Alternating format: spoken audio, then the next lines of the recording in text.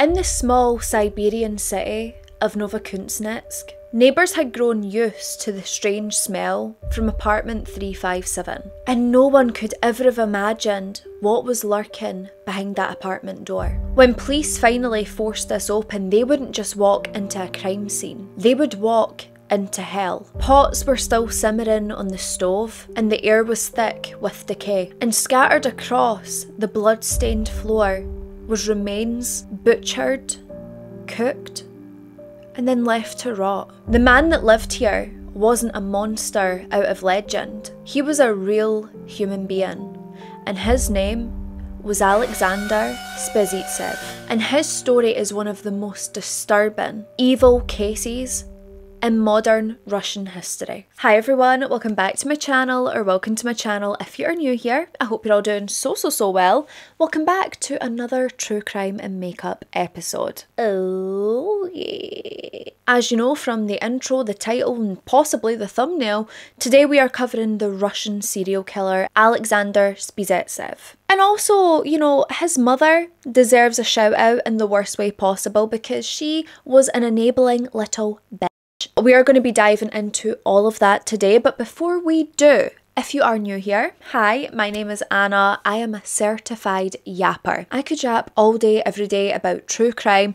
So instead of doing that, I come on here twice a week, every single week on a Wednesday and Sunday, sit down, discuss a case that is keeping me up at night, because if it's on my mind, it's only fair that it's on yours too. So, if true crime is your jam, I highly suggest you subscribe, get the notification bell on because, well, like I said, I'm here for you every Wednesday and Sunday, twice a week, every single week, and it's free. Any details you need regarding me, myself and I, they can all be found listed down below, including the products used on my face today. Also, please do not forget to hype up this video. I need your hype points. It's very important to YouTube, so it's very important to me as someone who really wants to do this full time one day. And we just hit 30k. No, we didn't. We're getting a bit ahead of ourselves. We just hit 29k. Apologies.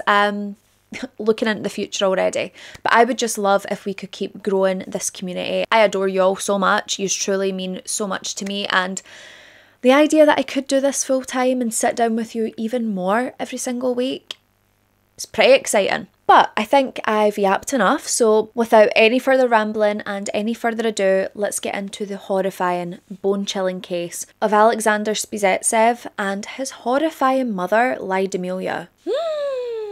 So I do apologise because I have a sneaky feeling, an inkling that this video might be slightly shorter than the other ones that I do, but this case is so freaking interesting. Trust me, you're gonna want to listen, and I don't know why, but going through this, well actually no, I do know why. This case reminds me slightly of Ed Gein, and not in the sense of, you know, everything that Ed Gein done. If you don't know what he done, I'll link my video. Don't watch the series Monster if you want to know what Ed Gein really did, because it is so freaking fabricated. And if anyone is going to be able to completely disrespect victims and their families, it's freaking Ryan Murphy. Like the whole storyline with Bernice Warden, if I was Bernice Warden's family, I would be right on the phone to my lawyer, because the way they painted that woman, it infuriated me, and I have no relation to her, but I was literally jaw-dropped at the fabrication of her storyline. And then there's The Voice, and I know they say like Charlie Hunnam or Charlie Hunnam, my apologies. I know they had said that he had like access to unreleased interviews and things with Ed Gein, but it was known that Ed Gein would put on this more childlike, soft-spoken voice to convey an innocence. If you listen to any other tapes, he doesn't speak like that. Like there's no way Ed Gein was just chilling being like, "Oh, mother says you're a whore." Like, no. It actually made for a really hard watch, that voice alone. I really struggled to listen to that voice, and the way that they painted him a victim more than his actual victims, batshit crazy. See if that was just a horror series and it had no relation to Ed Gein, fair enough. As a standalone series, okay. But the fact that you're saying the Ed Gein story whilst fabricating like I don't know, 70% of it. Kind of crazy. Okay, so now my rant really is over. Now I'll get into the case, but I just really had to get that off my chest. A lot of people have asked me what I thought of the series, and I did watch it.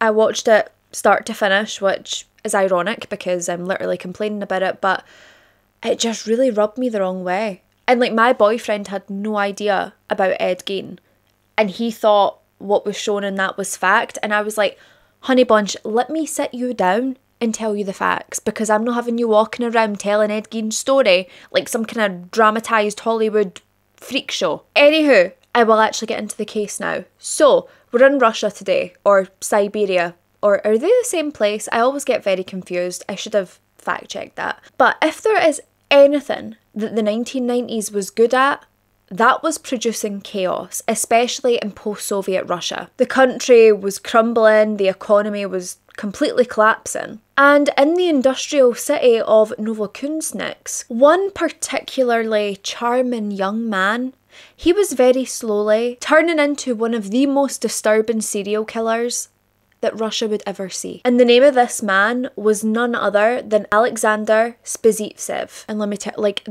the journey that we're in on today is just, it's too much. I'm not gonna lie, it is too much, and we've got a crazy ass mother in here as well. So although his name is Alexander Spesivtsev, he would be dubbed by the press, of course, as the Siberian Ripper, the Butcher of Novokuznetsk. And then there's a personal favourite, the serial killer who made Hannibal Lecter look like a picky eater. And I mean, he did, but you know, it's like, do we need to talk about Hannibal Lecter? Also, you're going to hear me talk about Alexander and also Novokuznetsk multiple times, and each time I say them, it's probably going to sound different, okay, because I'm struggling. I am riding the struggle bus today. I do have the phonetic pronunciation, but I'm not convinced. So here we go.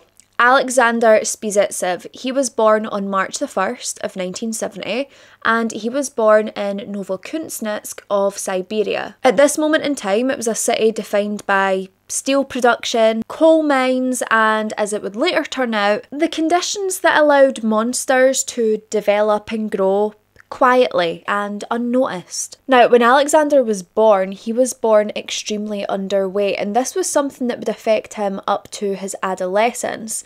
He ended up being chronically ill. Every single week he had a new illness, and he wasn't just trying to get a day off school. Like, this young boy was literally just going through hell. It's like his own body was battling against him. Now, his mother, Lyudmila Spesivtsev, she was a local history teacher, but honestly, that was the least interesting thing about this woman. She had managed to cultivate herself an image of someone who has expertise on the suffering of children, which is really ironic considering she would go on to enable and support the suffering of children, somewhat encouraging these unspeakable acts against children. Now, Alexander's father, by contrast, he was completely different. He was a struggling alcoholic. He was someone who, once they had a drink, became very abusive, which tale as old as time in these cases. He was emotionally distant, he was frequently absent from the family home, and he just seemed to be completely incapable of creating a safe and nurturing environment for his family. And to be quite honest, between the father and Lyudmila, this family home became a breeding ground for psychological instability. Now, Alexander's father, his drinking continues, it spirals out of control. He basically turns on his family and hates them. Lyudmila at one point, she's like, do you know what? I need you gone, which, more power to her, get him out of the house. If he's threatening, if he's abusive, get him out. So she expels him from the family home, tells him never to return, do not come near his son, do not come near her. She was sick and tired of the alcohol, the abuse, what that was showing Alexander. But as soon as the father left the house, you would expect things to pick up, things to get better. And in Alexander's eyes, they did. But outsiders looking in, we can see what was really happening here. Alexander was now completely under the control of his own mother. A mother who almost groomed him. She was obsessed with him. She wanted to get her claws into this young boy from as early as possible. Now, to outsiders at that time, it just seemed like she was completely devoted to her son, that she was maternal. But we can see now when we look at the case that her devotion wasn't devotion, it was over-obsessive indulgence. Lyudmila completely isolated Alexander from any of his peers. He wasn't allowed friends. She overseen every aspect of this young boy's life. He had no freedom at all. He didn't get to do what the other kids did. Lyudmila would treat him as her fragile little prince for the majority of his life. Now, when it comes to Alexander going to school, at this point, all he knows is his mother. All he knows is that she is the only person that matters. She's told him this. It's them two against the world. So when he gets to school, he doesn't know how to act around these other children. He doesn't know how to interact, socialise, make friends, so he's completely socially isolated and awkward. Not to forget, he's chronically ill, so there's always something wrong with him. And the fact that he isolated himself, the fact that he seemed a little bit different from everyone else, that made him catnip to bullies. And we all know where I stand on bullying. It is such a scummy thing that you can do. You have no idea the damage that you do to someone when you decide that they're your target to bully. Like, sort your own shit out and leave people alone. Internally, Alexander truly believed that no one else in this world cared about him, only his mother. And he's been fed that his entire life so far, so of course this is what he is going to believe. In his mind, she completely doted on him, loved him, adored him, cared about him, wanted to make sure that he was safe and happy. She would reinforce to her son that society was cruel. She would simultaneously shelter him from any accountability that he would have to take against his own actions. And this goes right up to adulthood. And this created an environment for Alexander where he believes he is completely entitled and he has every right to resent everyone else in the world, bar his mother. See what I mean? It kind of gives Ed Gein, not completely, but a little bit. Now, something that we should know about Lyudmila, right, is she had an obsession with true crime. No like us, like true crime's our jam, that's fine. We're interested, we want to see how these humans come to be, what causes them to do what they do. But Lyudmila, she was obsessed with corpses, how they died, did people get away with it? And this interest, it wasn't something that came out of nowhere. It's something that she had an interest in her entire life. But she wound up being fired from the school that she worked at as a history teacher because she was caught stealing. Lyudmila Sticky Fingers should have been her name.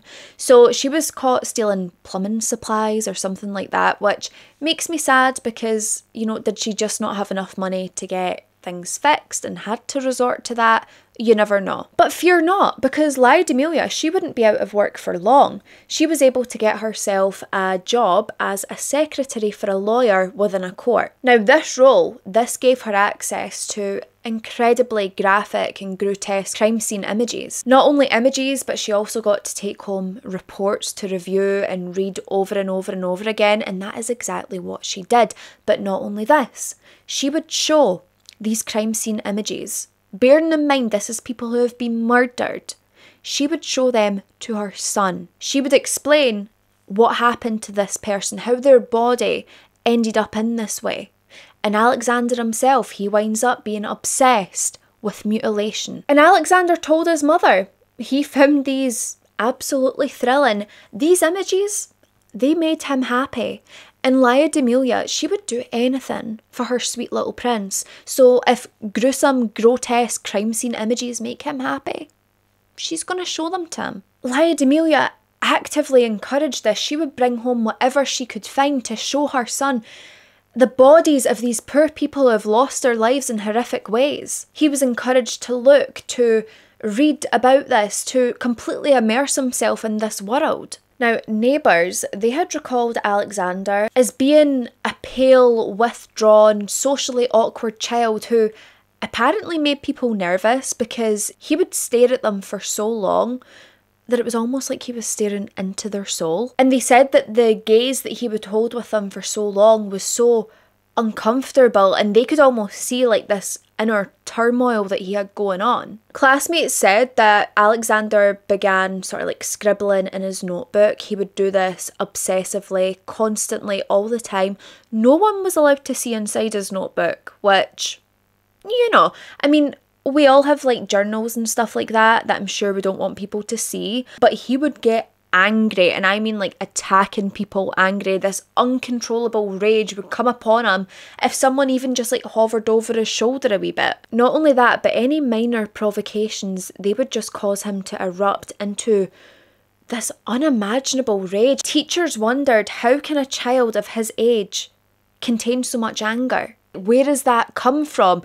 Probably from all the graphic crime scene photos and knowledge that he has on these murders that are going on. But hey, let's not blame the parents. Even though in this case, I'm definitely pointing a finger at Lyudmila. Now, by his adolescence, he had developed a very intense fantasy and obsession with all things violence, murders, serial killers, Nazi ideology, and this combination, the early exposure to graphic violence, social isolation, obsessive maternal attention, this created what I can only describe as this psychological cocktail primed for sadistic behaviour. Now, as Alexander starts to approach and go into his teenage years, Lyudmila almost grew stranger with her son, if that's even possible, because she is an absolute weirdo anyway. But she was bathing her son even when he became a teenager. And now listen, I absolutely know there are circumstances where teenagers might need to be bathed, but Alexander, he was able-bodied, he was able-minded. Lyudmila just enjoyed doing it, and Alexander didn't know any better because this is what he's had his whole life. Not only this, but she would force Alexander to sleep in the same bed with her. And this went up through his teenage years as well. And this isn't just a mother being overprotective, this is complete enmeshment, suffocating, controlling behaviour. And this will come as no surprise to any of you because we see it all the time in these animals. We can't even call them animals because animals are precious, animals are great, but we see it time and time again with these monsters. They start to demonstrate these very early signs of sadism, and a lot of the time that starts off with cruelty to animals. He would torture neighbourhood animals without any remorse. Neighbours' cats disappeared.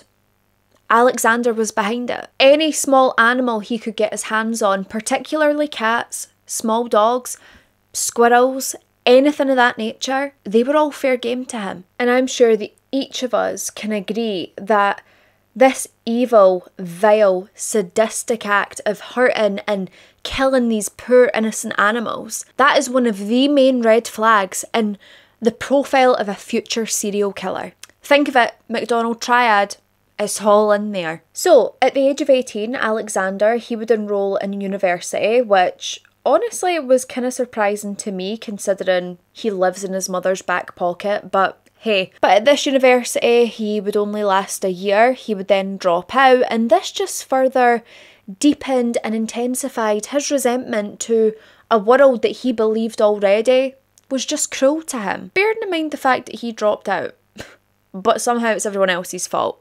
Classic. Now, his mental health, it would extremely deteriorate, and eventually he would be diagnosed with schizophrenia as well as psychopathy. And of course, these are two conditions where someone requires a lot of help, a lot of treatment.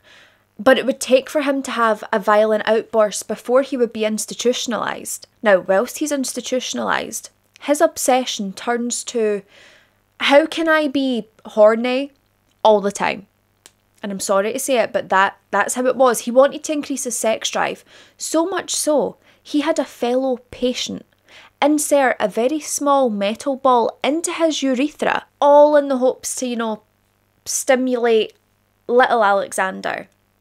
I'm sure you can imagine that this did the complete opposite. He was in constant pain, he was in constant discomfort, and not only that, but he started to suffer from erectile dysfunction. Alexander, he was desperate to get out of this institution. He didn't believe that he belonged there. And luckily enough for him, the collapse in post-Soviet mental health system, This ensured that he wouldn't stay confined for long, and definitely nowhere as long as what he should have been. They were overcrowded, underfunded, understaffed, and with this, the hospital released him prematurely, as they did with so many others, completely untreated. They didn't have time to take the necessary steps with Alexander because, well, he was in and out. That's what she said. Sorry, I had to say it. It was like bursting out at me. But not only was he untreated, he was then being released into the obsessive care of his mother once again. And it was safe to say that by the early 1990s, Alexander's psychological profile was complete. Paranoia, violent tendencies, sadistic impulses, social isolation, and a mother who normalised his behaviour. And now we are going to come to discuss his very first horrifying crime that he committed as an adult. One that he would basically get away with. So in 1991, Alexander, he would lure a young woman by the name of Eugenia Guselnikova, a young woman who was 4 years his junior. She would be lured into his apartment whilst his sister and mother, they had temporarily relocated. And the relationship between Alexander and Eugenia, this deteriorated so quickly that no one could have seen it coming. They had fought over something so minor and so trivial, but even this was enough to set Alexander off. He starts emotionally abusing her and then he starts to beat her. Eugenia at this point is crying out, begging for him to stop. When he's not stopping, she shouts out and tells him, this relationship, what we have here, it's completely over. I want nothing more to do with you. She couldn't be with someone like that, someone who would flip his lid at the slightest inconvenience or the slightest cross word. But with this, Alexander, he became even more frenzied. His attack became even more violent, even more scary, and he continued to beat her harder and harder. Eugenia would be kept here for weeks. He would physically and emotionally abuse her constantly over those weeks. She was locked up in his apartment with absolutely no way to escape. Now, I couldn't find the whole story of how Eugenia's parents found out what was going on, but luckily at one point they're able to intervene. Alexander's name was handed over to the police and the police immediately make their way over to the apartment. But let's bear in mind here that Eugenia, she has been in there for several weeks. Constantly beaten, constantly tortured by this monster. When the police arrive at this apartment, they could never ever have prepared for what they were about to see. This young girl was completely bedridden. She was suffering from all these pus-filled wounds that had developed on her skin from the beating, from the mutilation that he had put her through. This young girl fought for her life, and eventually she died of sepsis. Now, an investigation would ensue, of course, and upon this they had discovered that Alexander, he had brutally mutilated this young girl's body in a ritualistic and sadistic way, so horrifically that her true cause of death could not be determined. They said that sepsis was a secondary cause, but that first cause couldn't be found. And this evil bitch, Lyudmila, right, I'm just saying it, she helps him clean this up. She cleans up the apartment, she cleans up this girl's blood, hiding evidence, destroying her personal belongings, all in the hope that her little Prince Charming son that she seems to think he is wouldn't get caught. Now, of course, she's arrested for this. She's tampering with evidence. She's helping to conceal a body of a young woman. But her defence was that she acted out of love, that she couldn't bear to see her son locked up in a prison. That's not what he needed. And unbelievably, in early 90s in Serbia, the police lacked the capacity to even be able to challenge her claims. And she received no sentence. Her punishment wasn't even a slap on the wrist. It was nothing. She wasn't punished. Now, Alexander, he was arrested, but he would not be sent to prison. The commission had deemed that he was mentally ill, and instead of prison, he would be sent to a real psychiatric facility. And whilst he was here, his diagnosis of paranoid schizophrenia and psychopathy, this would be backed up by the doctors at this hospital. And in this chaotic institutional environment, he learned how to feign compliance, how to feign remorse. Now, staff had actually reported that whilst Alexander was in this hospital, he appeared to be very calm, very polite, and he even seemed to cooperate with nurses and doctors when it came to his treatment. But this was a mask that was concealing complete evil and danger beneath the surface. And this bit I honestly couldn't, well, I was going to say I couldn't believe it, but let's be honest, we can absolutely believe it because this is always what happens. Again, tale as old as time.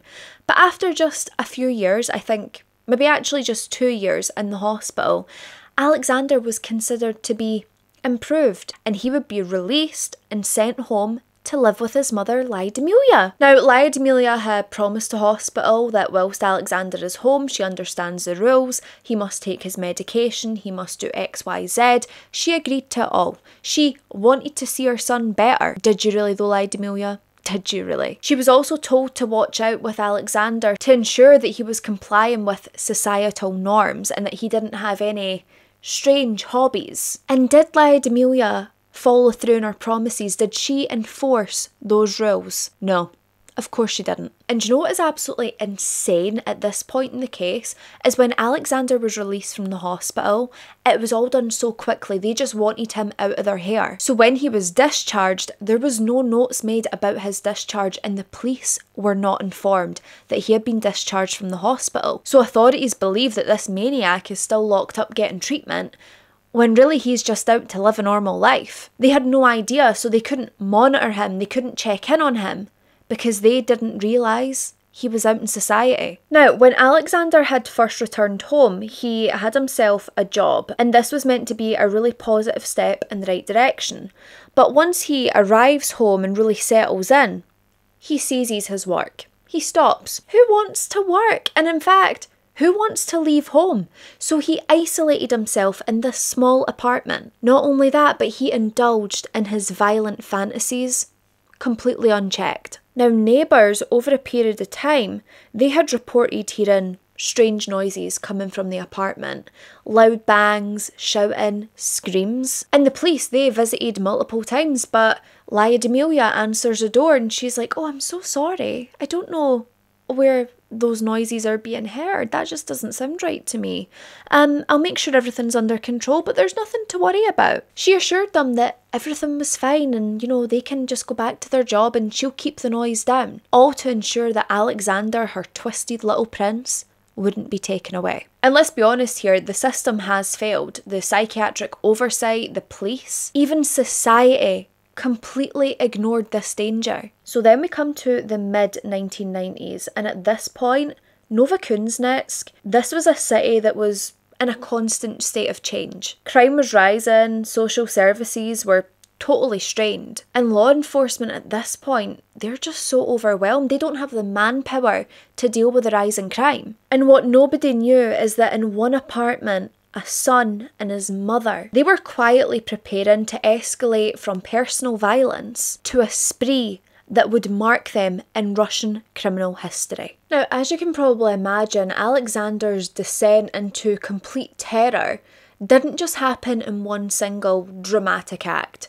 This was a crescendo, a build-up of everything over the years, built on psychological neglect, obsession, enmeshment by his own mother. By 1996, this man, he was isolated in this little apartment, his every move being enabled by Lyudmila. He was angry at the world and fueled by resentment, and again his mother is fueling this further. And it would be around this point that Alexander decides he wants to continue what he started before he was institutionalised.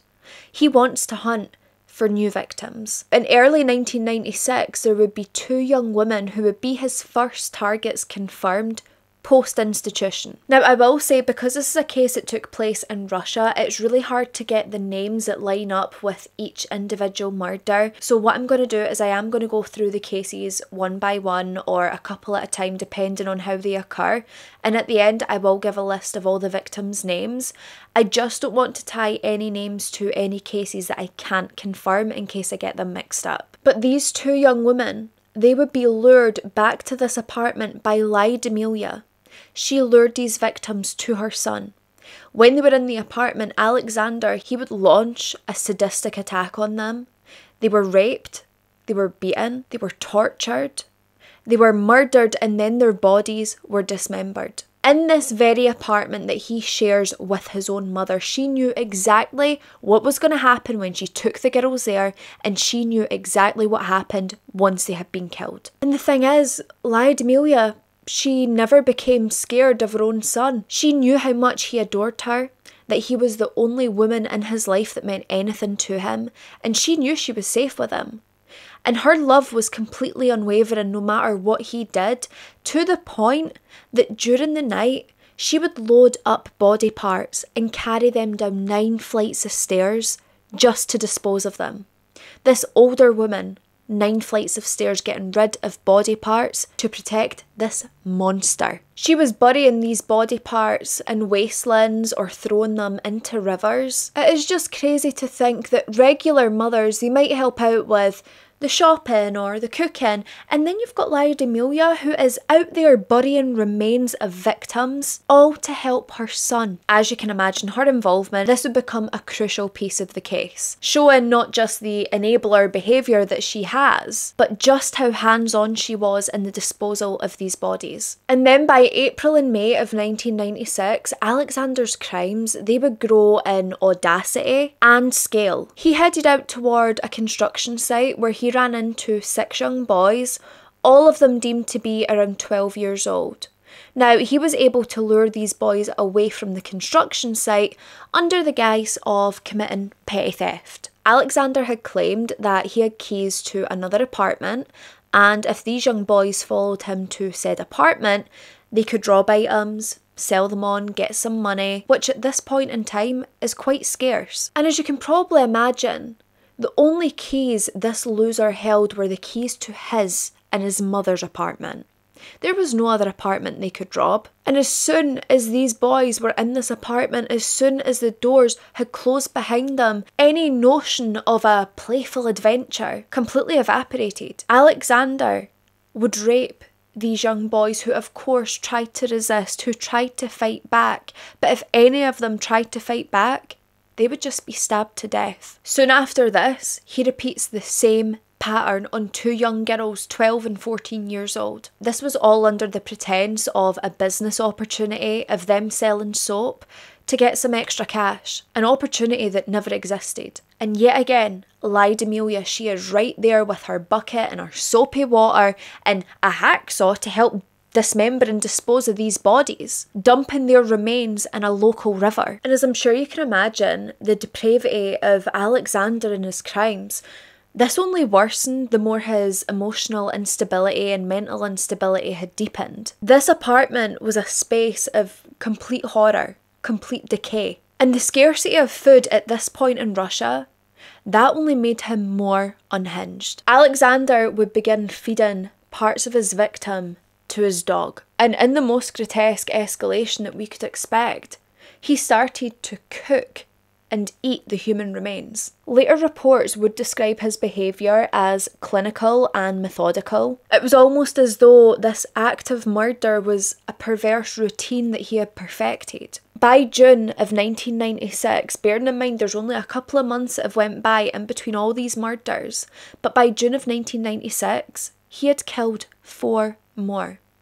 2 were young girls, 1 was a woman deemed to be around 40 years old, and another was a male that they deemed to be around 35. He had dismembered these victims, carving loin pieces with a level of precision that suggested both practice and pathological obsession with the process itself. July and August wouldn't slow down for Alexander. This only brought more victims. We've got 19-year-old Natalia. She would be killed in July, and then in August, another 2 young girls. And it just seemed as though the escalation in these murders, even between the timelines, it was just rapid and systematic and terrifyingly organised. And it just seemed to paint the picture of someone with a mind of complete sadistic creativity and obsessive control. 2 of the worst frickin' combos you could ever ask for. And it would be the discovery of children's remains found in the Aba River that would finally alert authorities to the fact that there was a frickin' serial killer going around. Now, the victims who were found in the river, their ages had ranged from 9 to 14 years old. Police at this point, they decide the best thing to do is to start reviewing some records of previous offenders, but also those who had been institutionalised in a psychiatric facility. Now, I know what you're thinking, Bob's your uncle, Fanny's your aunt. Alexander's going to be on that list. But he wouldn't be, because his early and rushed discharge from the institution and the complete chaos of the period of time in which he was released, this meant that he had effectively vanished off the radar. Completely. Pulled a Houdini. Now, meanwhile, whilst this is going on, the city of Toliati, that would experience a wave of serial killings as well. Now, these were carried out by Oleg Relkov, and if you want, I can cover that POS in a completely different video, but brutal, evil scumbag. But for a time, the authorities, they had mistaken that maybe he was a Novokuznetsk killer. However, once he had been caught and arrested, the disappearances and the murders, they kept taking place, so quite clearly there was another serial killer at large. Now, I think the final chapter of this man's killing spree, this really depicts the complete depravity of him. And it really demonstrates the full level of his cruelty. So Lyudmila, she had helped Alexander lure 3 teenage girls to the apartment. First off, we have Nastya. Then we have 15-year-old Xenia and 15-year-old Olya. The girls, yet again, they were lured to this apartment under complete false pretenses. As soon as they get into this apartment, they start to feel as though something's wrong, something's not quite right. These people suddenly have went from friendly and helpful to just completely demented. Now Nastya, she tries to escape right away. She can just feel it. She tries to run. She gets to the door. She is grabbed by Alexander. She would be killed almost instantly when she tried to escape. In front of her friends have had to witness this brutal murder, knowing that this is the fate that awaits them. Xenia and Olya, they would then be chained to a radiator. And after this, the physical and emotional assault and torture that they would suffer through is just completely sickening. These young girls, these teenagers, they would be raped repeatedly.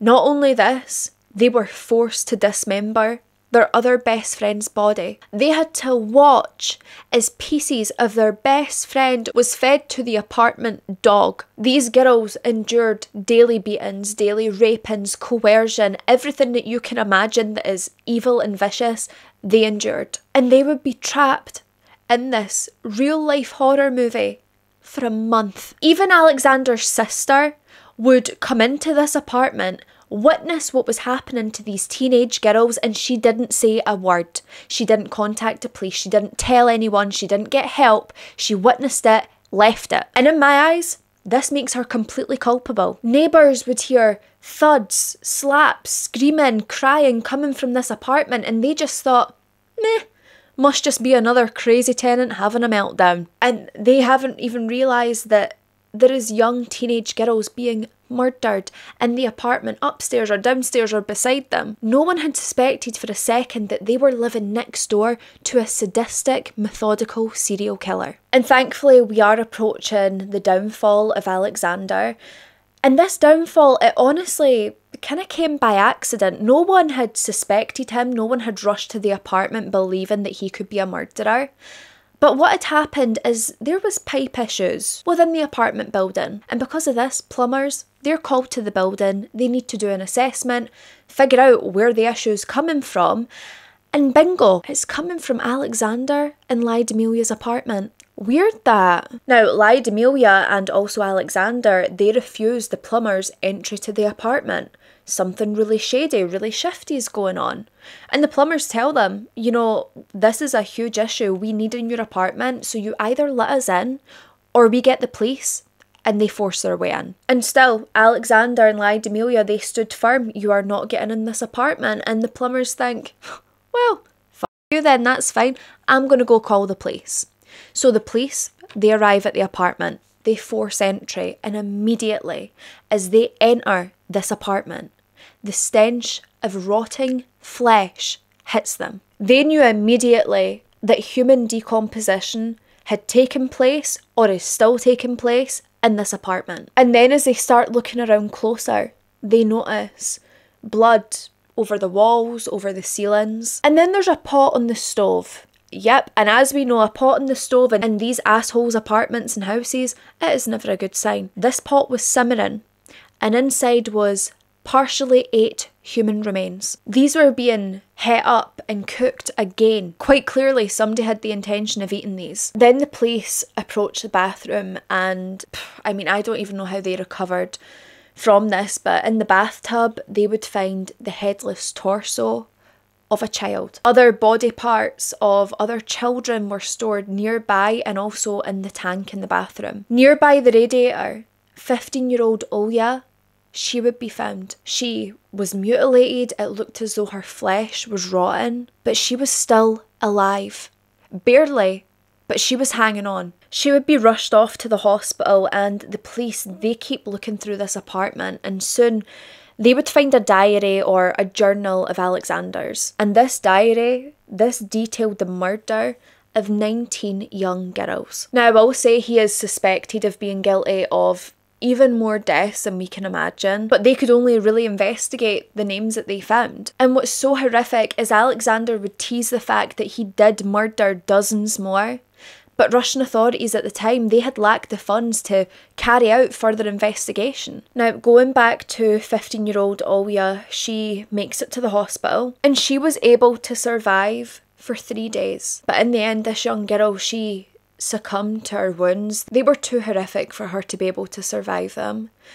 And while she is in hospital, while she is fighting for her life, she is still able to get the strength to give the police a statement, a witness statement, something that they need, something concrete. She had described how this man had introduced himself as Andrei. She told them about how her and Xenia were forced to cut up Nastia's body. She had stated that he never took any participation himself. He just barked the orders at these young girls and laughed at them whilst he did it. She had told the police how Xenia had been knocked so badly on the head that her head had split open, and that Andrei, Alexander, he had just grabbed a needle and thread, like your basic needle and thread, and attempted to stitch it up while Xenia writhed underneath him trying to get away. Now, I do have an exact bit of testimony from Olya, and I'm going to read that now for you because I feel like it's important to hear her telling through her own words rather than me just sitting here. So she says, "When Andrei killed Nastia, at night he ordered us to cut the corpse into pieces so that it would be easier to hide. He gave us a hacksaw for metal. With it we cut a corpse, cut meat from bones with a knife. He himself did not do this, he only commanded. He fed the dog meat and bones. Xenia and I carried the cut off parts to the bathroom where we put them in the bath and the tank. Both the grandmother and the woman saw it all. They were present in the apartment. All the rest of days he beat us, Xenia and I. He broke her hand, broke her head several times. He sewed her head himself with a simple needle and thread." And let me pose a question to you. Do you think this big mama's boy actually waited on the police breaking down the door and then faced the music? Of course not. This waste of oxygen, this waste of space. He fled from the apartment and he climbed right up to the roof and took off, so he didn't have to face any punishment because these predators are so quick to inflict the most horrific, grotesque pain, but they are always so scared and chickened to actually face the music, to face the consequences of their actions. But fear not, because his freedom, very, very short-lived, because he came strolling back to his apartment one day, just loitered out the front, hanging around, and he was immediately arrested. The police were freaking waiting on him. Now, I must say, there is conflicting sources. So most sources state he was loitering around his own apartment building and then he was picked up by police. Others state that he actually got caught because he was trying to rape another woman in her own apartment. I can't say for sure. If you have more detail, more information, if you're from the area, please let me know. But most sources do state that it is the first one. Now, investigators, they are continuing their search throughout this apartment. And what they would find was just insane. They had recovered 80 sets of blood-stained clothing, mostly belonging to children. There was also jewellery, there was Polaroid photographs, and despite the fact that a full genetic laboratory was brought to Novokuznetsk by train, the total number of victims could never be fully established. Now, Alexander, whilst he is being interviewed and interrogated, he would happily admit to 19 murders. He was very open about them. He was pretty much detailed about the whole thing. But then suddenly he decides he wants to recant that statement, and what he'll do instead is claim insanity. However, the court would recognise this maniac as sane, and they would sentence him to imprisonment for the maximum possible time period. Now, shortly before the final verdict was passed, Alexander, he was scheduled to undergo another psychiatric exam. Now, when this took place, they had brought in the opinion of doctors from VP Serbsky Research Center, and they had all come to the definitive conclusion that he needed to be in hospital. They had to change the measure of restraint. They said that this was the kind of person who wouldn't bode well in prison, they wouldn't do any better, they wouldn't rehabilitate, they actually needed medical help. So the Siberian Ripper, he would be transferred to a psychiatric hospital near Volgograd, and he still remains there to this very day. And then we come to Lyudmila, you know, Satan's spawn, Satan's wife actually, because she is completely evil and twisted. When she's been interrogated, she tells them that she willingly helped Alexander, she helped lure the girl, she helped dispose of the bodies, and yet she pled not guilty. Like, make it make sense. Lyudmila, what are you on about, hon? Anyway, she would be charged. She was sentenced to 13 years in prison, which I don't think's enough. Personally, for me, I think she should have received the maximum penalty. But this woman, she would serve her term and she would be released in 2008. She now lives with her daughter off in the countryside, far removed from the very horrors that she facilitated. Alexander's sister, on the other hand, she was recognised as a witness and received no punishment. And yet she witnessed these young girls being tortured and abused and seen the mutilation of their bodies, and yet didn't report them. But somehow she's just a witness. What? In Novokuznetsk, Alexander and Lyudmila, they were able to carry out crimes so heinous and so preventable. They thrived in the cracks of negligence, feeding on oversight until the horror became impossible to ignore. And although some justice was served in part, that is never enough. It can't restore the lives that were stolen, the innocence that was shattered, or the trauma endured by some survivors, or the families left behind. When we sit down and when we recount the terror, when we acknowledge the victims, even when we study the failures of the systems, we remind ourselves that monsters, they don't always emerge from isolation. Sometimes they have this perfect storm of enablers behind them. And for the victims of Alexander, that storm arrived fully and without mercy. As said earlier, I have been able to find a list of some of the victims. I will say that I don't have all the names, but I found as many as I possibly could, and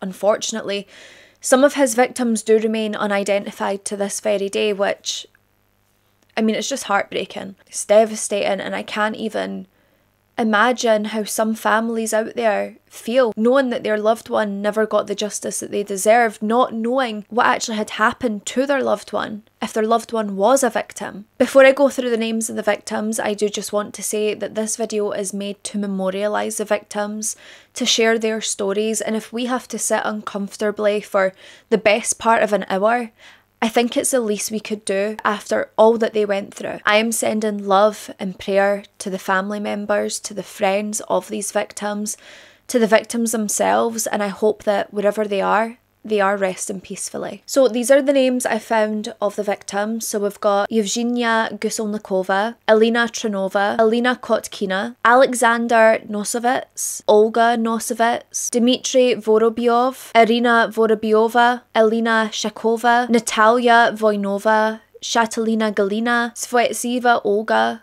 Anastasia Berneva, and Yevgenia Barashkina. But my loves, that is it for another true crime and makeup episode. I do hope this one was interesting. I hope you learned something new. Maybe it was a completely new case to some of you, which, as you know, I always like to bring lesser known cases and lesser covered or completely uncovered cases that no one else really talks about, because I think it's so important to memorialise all victims that we possibly can, to speak their stories, to say their truth, and to remember them. If you do enjoy my content, please don't leave this video before subscribing and get the notification bell on. Please don't forget to hype up this video. It would honestly mean the entire world to me. We just hit 29,000, which is freaking insane. Like, we're so close to 30, so if we can keep pushing, Keep pushing me out to that algorithm. Let's do it as a team. And I'm so forever grateful that some of you sit down with me every single week on a Wednesday and Sunday and you give me an hour of your time to go through these cases and tell these stories. It's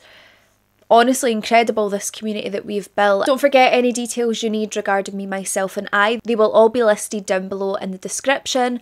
That'll be my social media handles, my TikTok, my Instagram, also products that I've used on my face today in case you are, in case you're interested. Don't forget to leave your case suggestions in the comments down below. I go through them all, they all get added to my big list, and I do eventually get around to covering them. But I think that is it for today. Please, please, please remember, be a good person, do not be a bad person, stay safe, look after each other, and I'll see you in the next one.